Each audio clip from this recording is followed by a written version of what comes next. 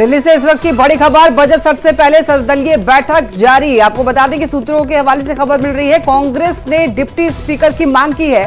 कांग्रेस ने नीट का मुद्दा भी उठाया है। रामगोपाल यादव ने कांवड़ रूट पर नाम लिखने का मामला उठाया। सूत्र हमारे ये बता रहे हैं। तो देखिए, आपको बता दें सर्वदलीय बैठक जारी है और सूत्र ये बता रहे हैं कि कांग्रेस ने डिप्टी स्पीकर की मांग की है। कांग्रेस ने नीट का मुद्दा भी उठाया है। साथ ही साथ आपको बता दें कि रामगोपाल यादव ने कांवड़ रूट पर नाम लिखने का मामला उठाया है। वहीं सूत्रों के हवाले से खबर, सर्वदलीय बैठक में जेडीयू की तरफ से भी मांग, जिसमें बिहार को विशेष राज्य के दर्जे की मांग जेडीयू की तरफ से रखी गई है। यहां पर संजय झा ने विशेष राज्य की मांग उठाई। बिहार के लिए विशेष दर्जे की भी मांग की गई। बिहार को विशेष राज्य का दर्जा मिले, संजय झा ये मांग इस सर्वदलीय बैठक के दौरान जेडीयू की तरफ से रखते हुए नजर आए। तस्वीरें आपके सामने, जहां पर सर्वदलीय बैठक चलती हुई और बिहार को विशेष राज्य का दर्जा मिले, इसकी मांग संजय झा की तरफ से रखी गई। और संवाददाता विनीत हमारे साथ इस वक्त ज्यादा जानकारी के साथ वो लाइन पर दिल्ली से जुड़ चुके हैं। विनीत, सर्वदलीय बैठक को हम यूं माने कि कहीं ना कहीं जेडीयू इस कोशिश में है कि बिहार को ज्यादा से ज्यादा कुछ मिले, क्योंकि उसे अपनी बिहार के पॉलिटिक्स को भी साधना है।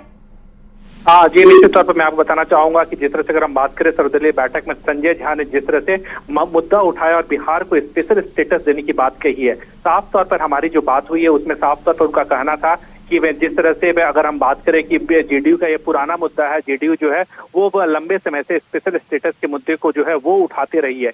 एक और बड़ी बात यहाँ पर मैं आपको बताना चाहूंगा कि अब इससे थोड़ी देर पहले जब मैं संजय झा से हमारी बात हुई थी, वो अनौपचारिक तौर पर बात कर रहे थे, उस वक्त उन्होंने भी यह बातें मैं कही थी कि अगर कोई संवैधानिक दिक्कतें आ रही है स्पेशल स्टेटस देने में, तो स्पेशल पैकेज की मांग जो है वो उन्होंने की है। जेडीयू की ओर से स्पेशल पैकेज देने की मांग जो है वो की गई है।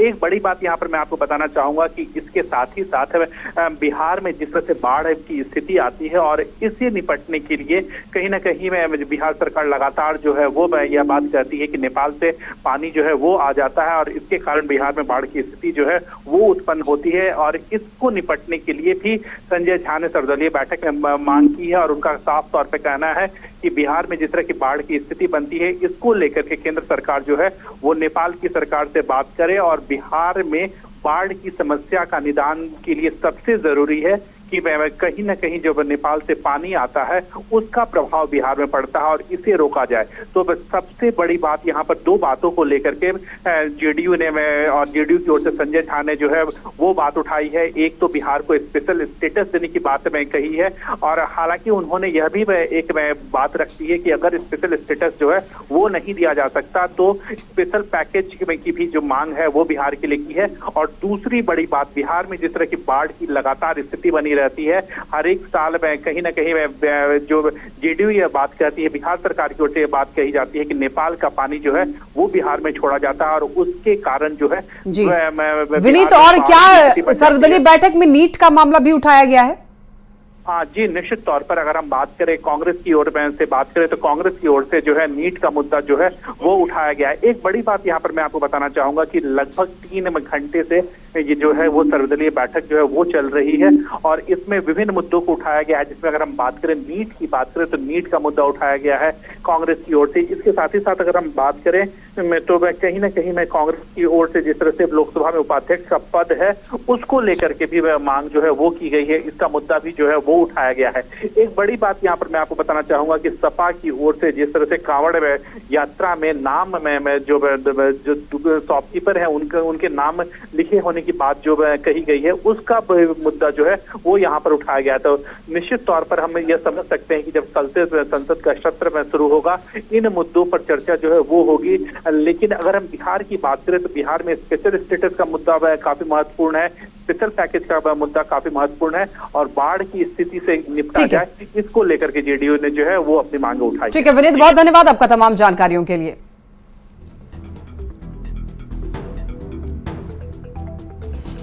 तो जेडीयू के मुख्य प्रवक्ता केसी त्यागी ने बिहार को विशेष राज्य का दर्जा देने की मांग का समर्थन किया है। उन्होंने कहा कि राज्य के विभाजन के बाद बिहार की तरह आंध्र प्रदेश के भी संसाधन दूसरे राज्य में चले गए थे और ऐसे में राज्य के विकास के लिए विशेष दर्जा जरूरी है।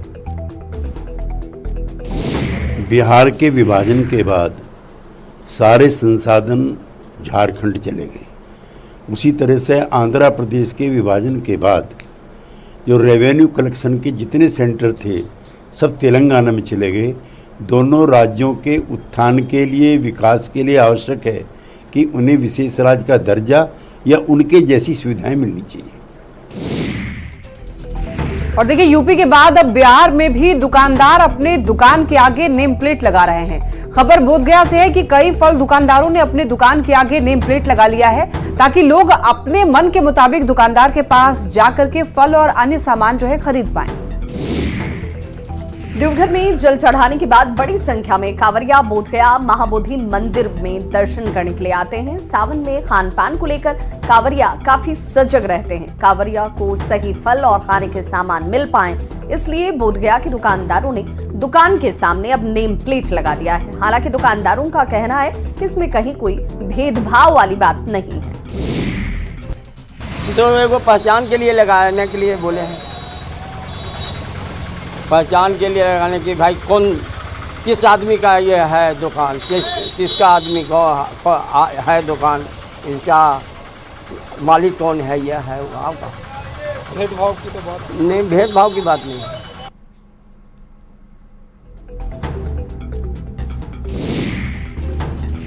लेकिन सावन शुरू होने से पहले कांवरिया पथ पर खूब पॉलिटिक्स हो रही है। केंद्रीय मंत्री जीतन राम मांझी ने कहा है कि यूपी में जिस तरह से कांवरिया पथ में पड़ने वाले दुकान पर उसके मालिक और स्टाफ के नाम लिखने का आदेश दिया गया है। देखिए, बिहार में क्या होगा ये तो सरकार समझे, लेकिन अगर उत्तर प्रदेश किया है, नेम प्लेट लगाने की बात किया है, तो मेरे समझ से गलत नहीं किया है। आज यहाँ प्रमोद लड्डू है, हम लोग लड्डू खाने वाले, अगर ऐसे ही रहता, नेम प्लेट नहीं लगता तो प्रमोद दुकान में नहीं जाते हैं हम लोग। और जब मालूम होता है कि प्रमोद लड्डू अच्छा है तो वहाँ चले जाते हैं। उसी प्रकार से कामर वाले लोग, अच्छा प्रसादी देने वाले लोग, बढ़िया डीलिंग करने वाले लोग अगर हैं, नाम हो जाता है तो उनको नाम पहचान के लोग जाते हैं। इसलिए नाम लटका देना, नाम प्लेट दिलवा देना, इसको कोई धार्मिकता के चश्मे से नहीं देखना चाहिए। ये मेरे समझ से ठीक हुआ है। तो उत्तर प्रदेश में दुकानों के आगे दुकानदार का नेम प्लेट लगाने की कवायद का बीजेपी ने स्वागत किया है। बीजेपी के जो प्रवक्ता हैं, उनका कहना है कि ये कानून पूरे देश में लागू होना चाहिए। यूपी में जो नेम प्लेट दुकानों के आगे लगाने की कवायद शुरू की गई है, ये स्वागत योग्य है। बिहार सहित पूरे देश में इस तरह का कानून होना चाहिए। अब देखिए, सरकारी जन वितरण प्रणाली की जितनी दुकानें हैं, सबके आगे तो नेम प्लेट लगा रहा था, तो प्राइवेट दुकानों में लगाने में क्या हर्ज है। और ये कानून तो पहले का बना हुआ है, जब बीजेपी गवर्नमेंट वहां नहीं थी उसके पहले का ये कानून बना हुआ है। योगी जी ने इसको इम्प्लीमेंट किया है और ये पूरे देश के हित में है। एनडीए के सहयोगी दल आरएलडी के अध्यक्ष जयंत चौधरी का कांवड़ मार्ग पर नेम प्लेट के फैसले से वो खुश नहीं है। जयंत ने कहा है कि अभी भी समय है, फैसला वापस होना चाहिए या फिर इस पर ज्यादा जोर नहीं दिया जाना चाहिए। कहां-कहां नाम लिखें, क्या अब कुर्ते में भी नाम लिखना शुरू कर दें ताकि देखकर हाथ मिलाना है या गले लगाना है, ज्यादा समझकर फैसला नहीं लिया गया। फैसला ले लिया है तो उस पर टिक रहे हैं। कावड़ लेके जाते हैं, उनकी सेवा में सभी लोग लगते हैं। ना तो कावड़ लेके जाने वाला व्यक्ति कोई पहचान करता है, जो सेवादार है उनकी वो एक आशीर्वाद की तरह वो प्राप्त करते हैं, ग्रहण करते हैं और आगे चलते हैं अपने काम। कोई इस हिसाब से जाति या धर्म के पहचान करके सेवा नहीं लेता और ना ही इस मामले को धर्म जाति से जोड़ा जाना चाहिए। सब प्रतिष्ठान अपना नाम लिखें। अब एक मालिक कोई और हो सकता है, ब्रांड कुछ और हो सकता है। मैकडॉनल्ड्स क्या लिखेगा, खतौली में बर्गर किंग क्या लिखेगा। पुराने ब्रांड हैं, किसी के नाम हो सकते हैं, एक मालिक नहीं कई मालिक हो सकते हैं, तो कंपनी के नाम हो सकता है। आप तो सहयोगी दल हो, तो आपने उनके नेताओं को इस बारे में, मुझे लगता है ज्यादा समझ के फैसला नहीं लिया, फैसला ले लिया तब उस पर टिक रहे हैं। ये वापस होना चाहिए। कभी ऐसा हो जाता है, सरकार वापस होना चाहिए। अभी भी समय हो जाना चाहिए या इस पर ज्यादा कोई जोर ना दिया जाए। मैं देख रहा हूँ अभी मुझे कहीं ऐसा नहीं लगा कि बहुत कोई जोर जबरदस्ती इस पे प्रशासन का कोई दबाव है। जो चॉइस से लगा रहा है लगा ले। जहाँ तक वेज और नॉन वेज की बात है उसमें सेंस है। अगर कोई वेजिटेरियन है वो उसको ये प्रमाणित होना चाहिए कि तो निश्चय को करेगा नहीं, जब तो जो पदार्थ उसमें हैं वो सारे वेजिटेरियन हों, जो प्रक्रिया है बनाने की वो वेजिटेरियन हो। किसके हाथ से बन रही उसका क्या मतलब? मुसलमान वेजिटेरियन है और हिंदू मीट खाने वाले भी हैं। जी टायर पंचर पे भी लग रहे हैं आप तो, नाम के बोर्ड क्या? पहले तो खाने पीने की दुकानों पर था, टायर पंचर कहाँ कहाँ लगाओगे? अब कुर्ते में भी लिखना शुरू कर देंगे अपना नाम कि देख के हाथ मिलाना है या गले लगाना है। नेम प्लेट विवाद पर बाबा रामदेव का कहना है कि रामदेव को नाम बताने से दिक्कत नहीं है, तो फिर रहमान को नाम बताने में दिक्कत क्यों है? अपने नाम पर गौरव सबको होता है, रामदेव का ये कहना है, और नाम छिपाने की कोई जरूरत नहीं है, बाबा रामदेव ने कहा है। जब रामदेव को अपनी पहचान बताने में कोई दिक्कत नहीं है तो रहमान को क्यों दिक्कत होनी चाहिए? तो अपने नाम पर तो सबको गौरव होता है, तो नाम छिपाने की कोई जरूरत नहीं है। अपने कार्य को शुद्धता और प्रामाणिकता से करने की आवश्यकता है। यदि हमारे कार्य में शुद्धता और पवित्रता है तो हमारा नाम चाहे हिंदू है, मुसलमान है, हम किसी भी वर्ग से ताल्लुक रखते हैं, ब्राह्मण, क्षत्रिय, वैश्य, दलित, आदिवासी, वनवासी, हम सब भारतवासी हैं, और सबको अपने भारतीय होने पर, अपने हिंदू होने पर, अपने मुसलमान होने पर, अपने सिख, जैन, बौद्ध होने पर, अपने दलित होने पर, अपने ओबीसी होने पर, अपने ब्राह्मण, क्षत्रिय आदि होने पर सबको समान रूप से गौरव होना चाहिए। इसमें कई तरह के जो नैरेटिव घड़े जा रहे हैं वो ठीक नहीं। उज्जैन में भी होटल, रेस्टोरेंट और दूसरी दुकानों पर नेम प्लेट लगाने की मांग अब की जा रही है। उज्जैन के महाकाल मंदिर के पुजारी, अखिल भारतीय पुजारी संघ के नेता और आह्वान अखाड़े के महामंडलेश्वर अतुलेश आनंद महाराज ने मांग की है कि दुकानों के बाहर बोर्ड लगाकर मालिक का नाम उस पर लिखा जाना चाहिए। इनकी दलील यह है कि उज्जैन महाकालेश्वर मंदिर के आसपास मुस्लिम इलाका है और अधिकतर होटल मुसलमान संचालित करते हैं, जिसमें कई होटल में खाना भी परोसा जाता है और कई होटल में ठहरने की भी व्यवस्था है। इतना ही नहीं, महाकाल मंदिर के मार्ग में कई ठेले और रेहड़ी वाले भी हैं जो फल और दूसरी चीजें बेचते हैं। तो मांग की जा रही है कि दुकानों और ठेलों पर मालिक के नाम लिखे जाएं, जिससे श्रद्धालु भ्रमित ना हो। हालांकि उज्जैन में इस तरह का आदेश 1 साल पहले भी दिया गया था, जिसके बाद कई दुकानों और होटल के मालिकों ने आदेश का पालन किया और कई ने नहीं किया। अब प्रशासन इसे सख्ती से लागू करवाने की बात कर रहा है। श्रावण मास हमारा पवित्र मास है। जिस तरीके से इन मुस्लिम समाज के लिए रमजान जो 1 माह के होते हैं वो बड़े पवित्र होते हैं और उनकी पवित्रता के लिए वो सब कुछ करते हैं, तो श्रावण मास में भी भक्त पवित्रता के लिए संकल्प लेता है और वो संकल्प पूरा करता है। इसलिए उसका संकल्प कहीं खंडित ना हो, इसलिए नाम सही पृष्ठानों पे लिखे जाते हैं, तो उसमें कोई आपत्ति किसी को नहीं होना। हम सनातनी लोग हैं। मध्य प्रदेश में लगभग 7 करोड़ 10 लाख हिंदू रहते हैं, तो उनकी भावनाओं के साथ खिलवाड़ नहीं होना चाहिए, उनके साथ धोखाबाजी नहीं होना चाहिए, उनके साथ छल नहीं होना चाहिए। लेकिन कुछ जिहादी तत्व के लोग अपने नाम बदलकर भोजनालयों में हिंदू पर तस्वीर लगाकर, देवी देवताओं की तस्वीर लगाकर और होटलों में हिंदुओं को मैनेजर बनाकर बैठा रखा है इन लोगों ने। जब उनके साथ छल होता है, उनका पैसा किसी यूसुफ भाई के खाते में जाता तब पता चलता है। तो आप अपनी ईमानदारी बनाकर रखें ना। जितने भी प्रोपाइटर है, मालिक है, रेस्टोरेंट मालिक है, होटल मालिक है, वो अपने मालिक के नाम और नंबर बराबर बोर्ड पर होना चाहिए। ये प्रशासन, उज्जैन प्रशासन, मध्य प्रदेश प्रशासन को इस ओर बिल्कुल बारीकी से ध्यान देना चाहिए। कुछ होटल संचालकों के खिलाफ हम लोगों ने एफआईआर की है, लेकिन अगर होटल संचालक तो फिर भी नहीं मान रहे हैं, क्योंकि उनकी पूरी बैठक लेकर के हम लोग उनको एक बार बता चुके हैं, उन्हें काफ़ी समय भी दिया गया है कि वो लोग इस कार्रवाई को कर लें। यदि होटल संचालक उसके बाद भी नहीं मानते हैं तो निश्चित तौर पर हम होटलों को बंद करने की कार्रवाई करेंगे, क्योंकि ये आवश्यक है कि किस व्यक्ति का होटल है, कहाँ पर उसे किससे शिकायत करनी है, ये जो है सभी जो भी लोग रुकने के लिए आ रहे हैं उनको मालूम रहे। कावड़ मार्ग पर ढाबा, दुकान या ठेलों पर मालिक या संचालक का नाम लिखने के आदेश पर सियासी घमासान मचा हुआ है। मामला अब अदालत जाता हुआ दिख रहा है। जमीयत उलेमा ए हिंद ने लीगल टीम की बैठक बुलाई है और कोर्ट जाने की तैयारी में है।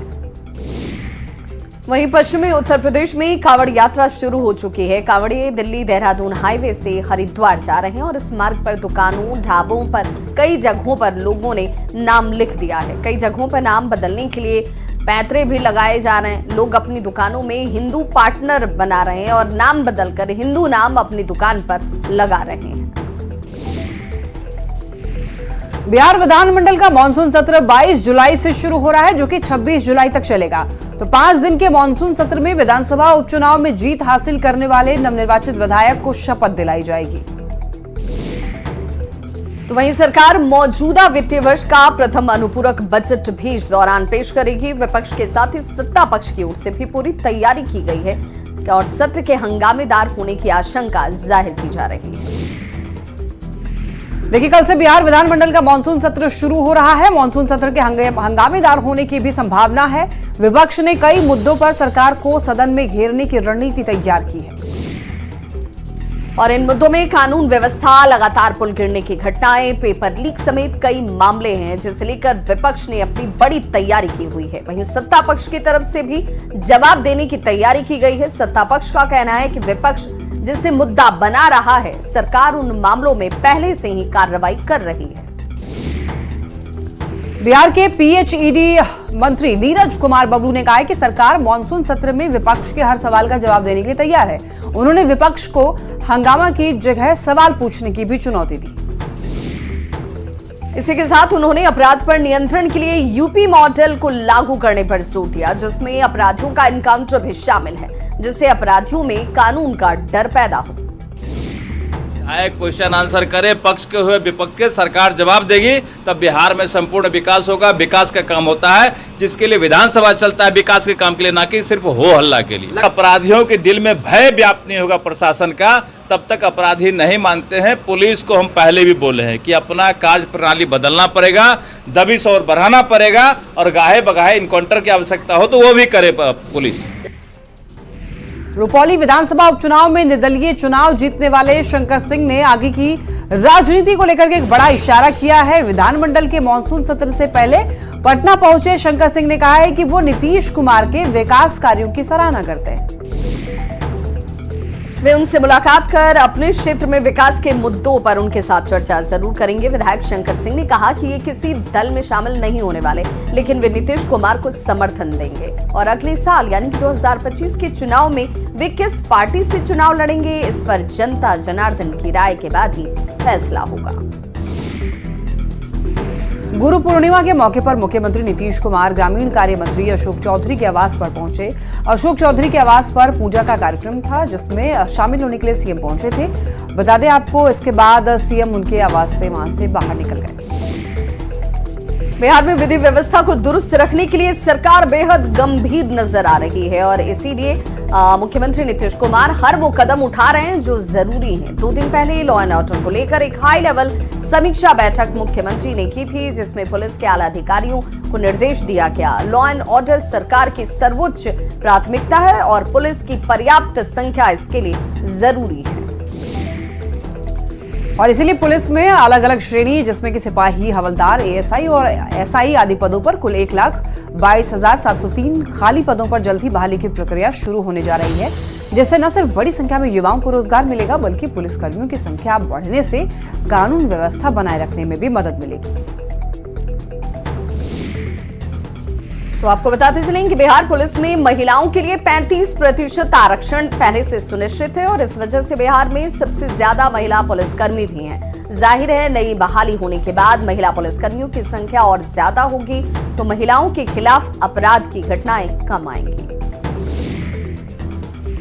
मुंगेर की बेटी सृष्टि श्री ने हिमालय की माउंट यूनम पर तिरंगा फहराकर जिले के साथ साथ बरियारपुर का भी नाम रोशन किया है। सृष्टि श्री बरियारपुर प्रखंड के हरिजन कल्याण टोला निवासी शिक्षक अरविंद कुमार की बेटी है और बनारस हिंदू यूनिवर्सिटी में उच्च शिक्षा के दौरान ही पहाड़ पर चढ़ाई के लिए उसका चयन हुआ था। टीम लीडर बनी सृष्टि ने लद्दाख में 6,150 मीटर ऊंची माउंट यूनम पर तिरंगा फहराया। मिशन की सफलता के बाद बरियारपुर लौटने पर उसका भव्य स्वागत किया गया। इस दौरान सृष्टि श्री ने अभियान से जुड़े अनुभव को भी साझा किया। खराब थी, सब लोग बहुत ही लेट गए थे प्रॉपर, एकदम सबको चक्कर आ रहा था। फिर हमारे जो टूरिस्ट गाइड थे उन्होंने हमें मनाली लेकर गए। वहाँ पे हमारे सोलांग वैली में एक और माउंट है जो कि माउंट पतालसू है। हम लोग वहाँ की अभी हमने चढ़ाई की, जिसका कि स्टीप बहुत ज़्यादा था, यूनम से भी डिफिकल्ट था वो चढ़ना। ये जो है सिर्फ मेरा नहीं है, मेरी पूरी टीम का है। मेरे माता पिता, मेरे दादा दादी जी, मेरे नाना नानी जी, मेरे भैया, मेरे अंकल, मेरी आंटी और बड़े पापा, बड़ी मम्मी, सबको ये श्रेय जाता है, बुआ फूफा जी, सबको ही। तो इस बुलेटिन में बस इतना ही, लेकिन न्यूज़ 18 बिहार झारखंड पर खबरों का सिलसिला लगातार जारी है।